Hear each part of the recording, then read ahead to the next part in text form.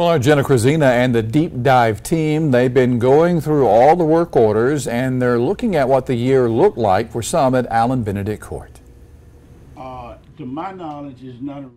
News 19's Deep Dive team has been going through the work orders we were able to get our hands on from the Allen Benedict Court office. Previously, we shared some of the most shocking work orders from residents in units A to Z, like appliances sparking fire to rats coming into units. Now we are taking a look at just a few work orders to give a better perspective of what problems Columbia Housing Authority residents faced within the last year.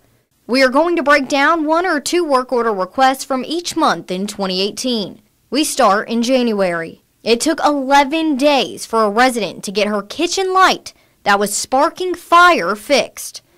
Another resident reported their HVAC was making a popping sound and their stove was not working. In February, a resident asked for their stove to be replaced twice before maintenance came in to do any repairs. And multiple residents called in work orders for no heat. March was a busy month. One resident reported his ceiling was falling for 3 years, and the foreman knew about it. The ceiling was falling in the bed where he slept, and was reported several times and nothing had been done about it.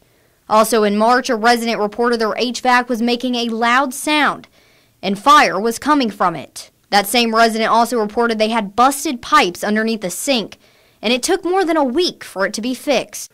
April 25th, a tenant said their heater caught on fire, and it wasn't fixed until May 10th, 15 days later.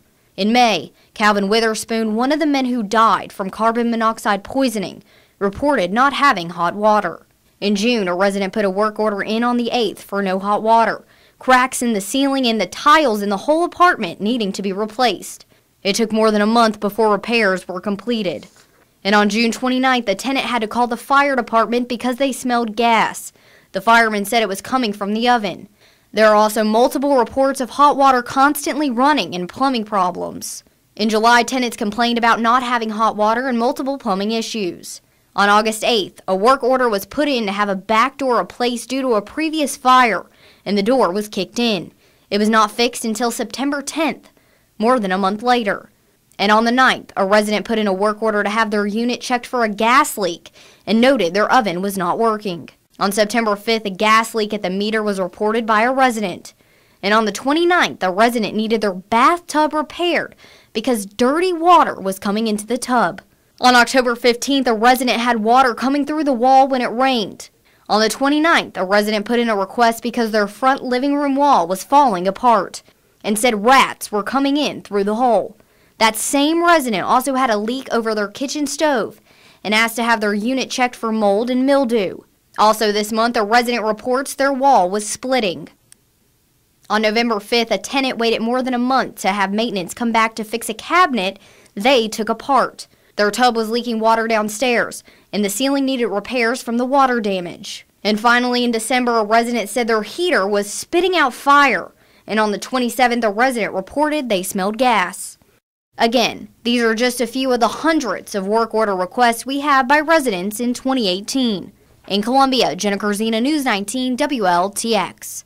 The News 19 Deep Dive team is looking closer at South Carolina building codes and the requirements for carbon monoxide detectors. At a recent meeting of the Columbia Housing Authority, Board Director Gilbert Walker said this. To my knowledge, is not a requirement that HUD has. HUD came into our units in 2017, and carbon monoxide detectors was never mentioned. It was never mentioned. I found out about it a couple of weeks ago that a new law was passed in 2015, but I don't know how good the information got out to individuals. My understanding that everybody that's got housing, including if you in your own personal house, that you're supposed to have it in. And I doubt if that is the case right now. Well, today we heard back from the South Carolina Department of Labor, Licensing and Regulation. South Carolina uses the 2015 International Code Council standards as the minimum standard across the state. The code requires carbon monoxide detectors in new and existing residential structures that have a source of carbon monoxide. The department says the code was adopted in August of 2014 and implemented on July 1st of 2016. Of course, we're going to continue to follow this still developing story and have updates for you as they happen.